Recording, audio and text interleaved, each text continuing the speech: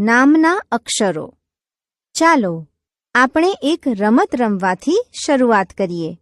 જેમ કે રમેશના નામમાં છેલ્લો અક્ષર શ છે, તો શ, સ કે શ થી ચાલુ થતા નામ શોધીએ જે સંતોષ છે.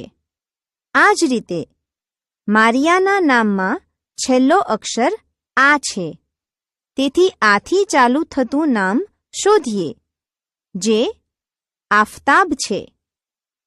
આમ આ રીતથી રમત તમે પણ રમી શકો છો. મહાવરો.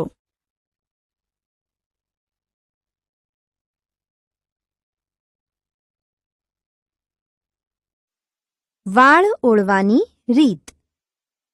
માલા નિશાળે જઈ રહી છે. તેની માતાએ તેના વાળ ઓળ્યા છે. માલાને 2 ચોટલીઓ છે. તમારા વર્ગના બાળકો સામે જુઓ. બધા બાળકોએ જુદી જુદી રીતે વાળ ઓળ્યા છે. અહીં આ સમજવા એક ઉદાહરણ લઈએ. આદર્શ સ્કૂલમાં ધોરણ 2માં 60 વિદ્યાર્થીઓ ભણે છે. તેમાંથી 25 છોકરાઓ છે અને 35 છોકરીઓ છે. તેમાંથી 20 છોકરીઓએ 2 ચોટલા ઓળ્યા છે, જ્યારે 15 છોકરીઓએ 1 ચોટલો ઓળ્યો છે. આને આપણે કોષ્ટકમાં આ રીતે દર્શાવીશું. કોષ્ટકમાં 2 ખાના આપેલ છે. પહેલા ખાનામાં વાળની રીત છે, જ્યારે બીજા ખાનામાં બાળકોની સંખ્યા છે. હવે આપણે કોષ્ટકમાં સંખ્યા લખી તેને પૂર્ણ કરીશું. 1 ચોટલો ઓળ્યો હોય તેવી છોકરીઓની સંખ્યા 15 છે, તેથી તેની સામે 15 લખશું.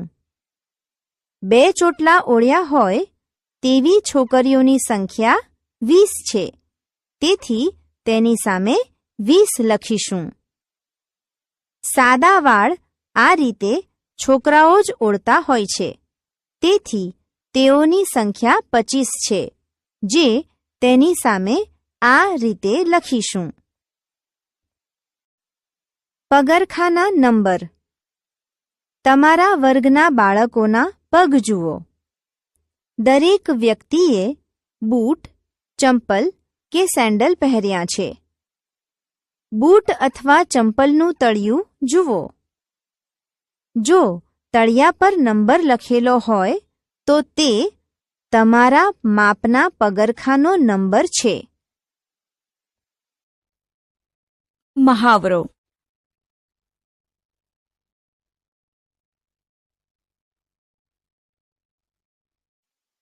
તમને ગમતા રંગ. આપણી આસપાસ અનેક રંગ છે. સૌથી વધુ ગમતા રંગ વિશે તમારા મિત્રને પૂછો. કેટલા બાળકોને પીળો રંગ ગમે છે? તેમની સંખ્યા કોષ્ટકમાં લખો. બીજા રંગ માટે કોષ્ટક ભરો. મહાવરો.